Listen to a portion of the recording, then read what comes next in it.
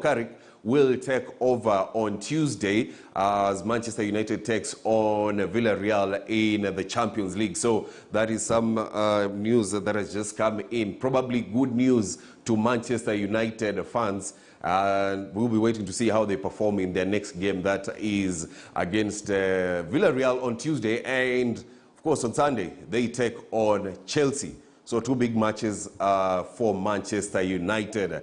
Let's move away from that. Let's get into some rugby action. In the National Rugby 15's men's side, that is Simba's, won bronze in the Stellenbosch Challenge, a third-place playoff match after coming from behind twice to defeat Brazil 36-30 in a game that was played in South Africa. John Kubu scored 21 points in the win, which handed head coach Paul Odera his first victory South African tour. Kubu scored 2 tries, 4 conversions, and a penalty as Samuel Asati, Vincent Onyala, and John Okoth also put in efforts in the win. And this is a nice little play. John Okoth. Okoth has got a lot of speed, and he manages to get over for the try as well. Now it again comes to Kubu. And this will be the score for Vincent Onyala. Delighted is the outside centre to go over for the Kenyan team. Oh, and Routh just not able to get his hands on the ball, but it doesn't matter because the penalty is there. The penalty try has been awarded. Strong run from Eugene Wesonga, gets the offload away as well on the outside to Malcolm Osando, and it is Kenya who strike. Kenya back in the lead. Kenya know this is an important kick, and it's good, says the assistant referee. So the gap. 67 shooters from various discipline forces together with gun holders across the country were part of action as the 2021 National Shooting Range League Championship entered their home stretch at Bamburi Rifle Club in Mombasa County. 10 top shooters will be selected to represent Kenya in the next year's Level 3 World Championship that Kenya is lobbying to host. Competition generally imekuwa mzuri. Ladies wamejitokeza kwa wingi, and it's a good thing. This will be a precursor to the next year's international shoot. We are trying to bring a level 3 shoot to Kenya, which will be the first time, and in conjunction with Nairobi and all the players in the shooting industry. We were to hold these events early last year, but due to COVID and restrictions, we had to postpone it to this year after the government opened the gates for sporting events. Yeah, we are pleased to have shooters from all the discipline forces, various units. We will be selecting the top 10 shooters who will represent Kenya next year in the World Championship.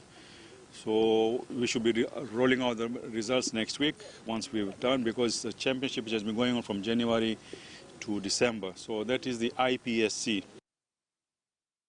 Now, various participants brought their best game to the table as the Under-17 Nairobi Regional Youth Chess Qualifiers got underway in Nairobi. The competition brought together 6 different regions in Kenya, with top participants standing a chance to represent the country in the Africa Under-17 Championships that will be held next month. For me, chess is like a game which boggles my mind, and it also helps me in my studies. In my experience, I learned that practice makes perfect. I've come here to fulfill my dreams for playing chess, and I know I'm going to become one of the best, and I'll present Kenya in many of the tournaments. This is the largest event ever for these regional qualifiers that we've ever held, because we have 703 players. And these are the age categories of under 7, under 9, under 11, under 13, under 15, and under 17. The top players in this event will represent Kenya at the Africa Under 17 Championship to be held in Nairobi next month. In fact, the ones who will be shortlisted will go into camp. We have trainers who will train them until when the event, the Africa Under 17 Championship, starts on the 12th of December. Let's move to some handball action. And Black Mamba handball team received donations ahead of the annual East and Central Africa Handball Club Championship set to be held from the 28th of November in Tanzania. The team that is targeting a good outcome also received similar boost to aid their preparations.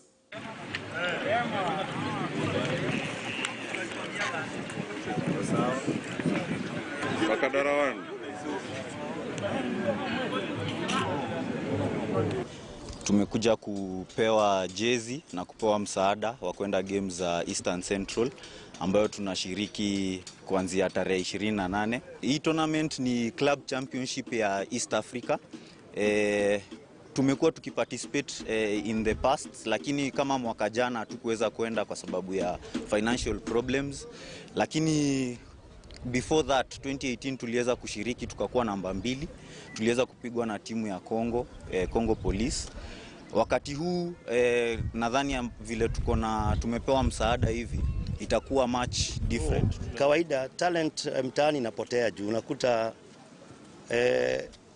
vijana wako tu sawa, lakini kija mambo ya kama ni uniform nini za kits za hata kama ni boxing hakuna kwa hizi hall.